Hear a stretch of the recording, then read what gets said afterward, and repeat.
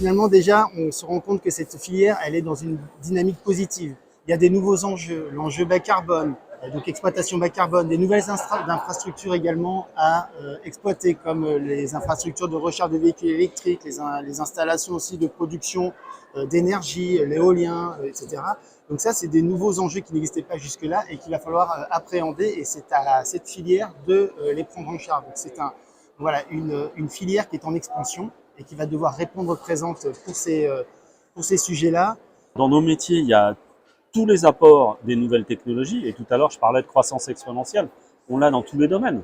Regardons ce qu'était une salle de réunion il y a 10 ans, et même pas 10 ans, et ce que c'est aujourd'hui. Il y a 10 ans, il fallait pratiquement un ingénieur ou un technicien spécialisé pour mettre en route une visio. Aujourd'hui, on arrivait à l'ère du Fisher-Price, d'accord, où n'importe qui est capable de lancer une visio à l'autre bout de la Terre et avec 6 ou 7 interlocuteurs différents.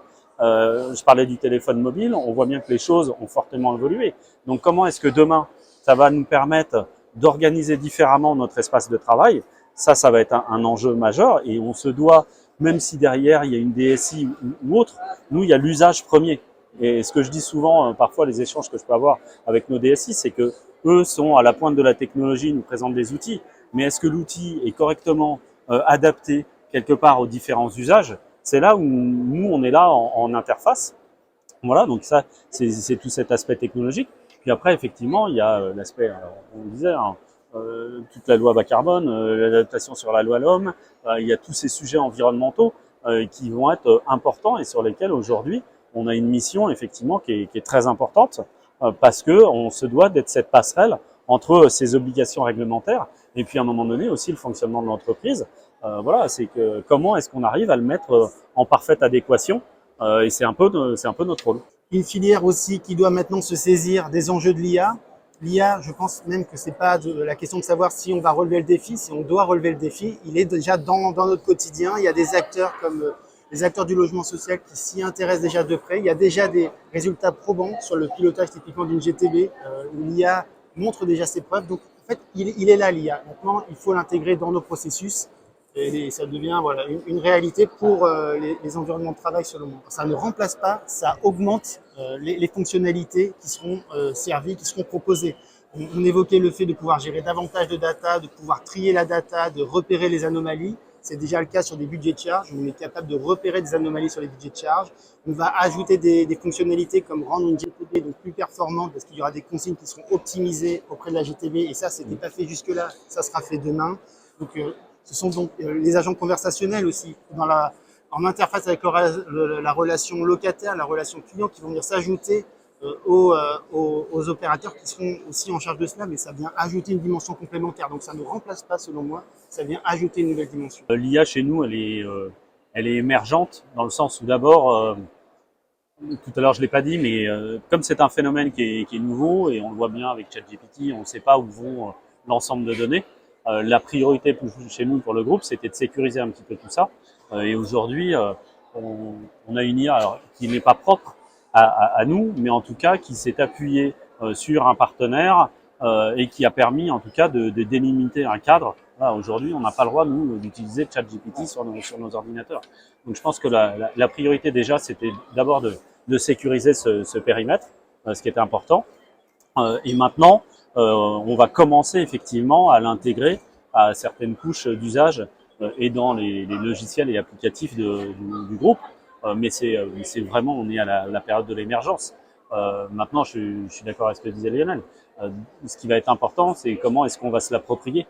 Voilà, et puis définir ce cadre d'usage.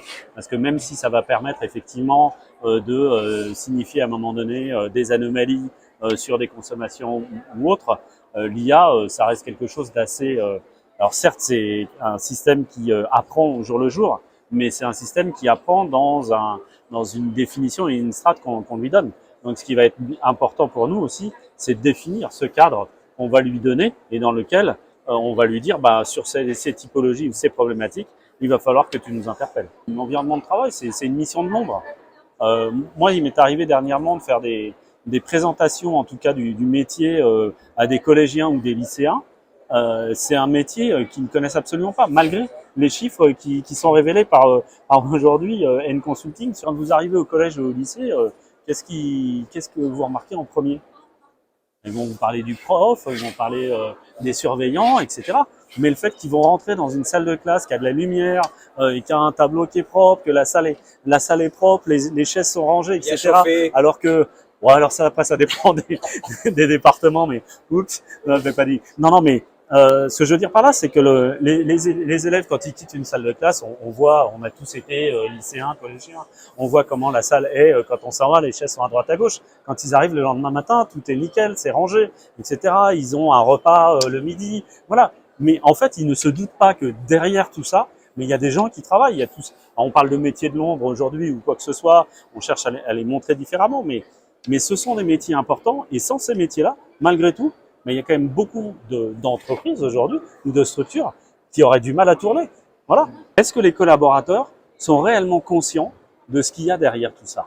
Le Covid a montré un certain nombre de choses, mais plus sur des aspects retour au travail. Voilà, on vous a mis du gel hydroalcoolique dans les salles de réunion, dans les couloirs. On vous a dit de passer à gauche, à droite, etc. Donc là, il y a eu une certaine visibilité, certes, mais derrière, est-ce que les gens sont réellement conscients de l'ensemble du spectre de ce que l'on peut gérer aujourd'hui dans une direction d'environnement de travail? Et je pense que globalement, c'est un peu comme l'usage d'un logiciel Excel ou autre, on sait en utiliser 10%, 15%, pas plus. Donc aujourd'hui, je pense qu'un collaborateur, c'est à peu près peut-être 10% de ce qu'est capable de faire une direction d'environnement de travail. C'est tout. Voilà, et c'est ça qui est important aujourd'hui. Et elle est peut-être là aussi notre mission, c'est d'être capable aussi de montrer l'ensemble du panel de ce que l'on fait aujourd'hui au sein d'une entreprise, certes auprès de nos dirigeants, mais aussi auprès de nos collaborateurs. Il y a cet enjeu toujours de valoriser, de continuer à valoriser ces métiers qui sont encore pas suffisamment connus, et parce qu'effectivement, ils sont très divers. Parce que là, on évoquait un peu plus tôt, il y a l'exploitation avec toutes les installations, il y a encore une fois les services aux collaborateurs. C'est très large, très divers, et effectivement, je pense qu'ils ne soupçonnent pas la diversité des métiers. Non, c'est clair. Et puis après, suivant les entreprises aujourd'hui, la mission d'un DET, elle peut être complètement différente en fonction de la boîte. On parlait des sujets immobiliers. Il y a des sujets immobiliers qui sont gérés que par une direction immobilière et qui ne sont pas dévolus au DET. Et puis chez d'autres, c'est complètement dans le rôle du DET. Merci messieurs.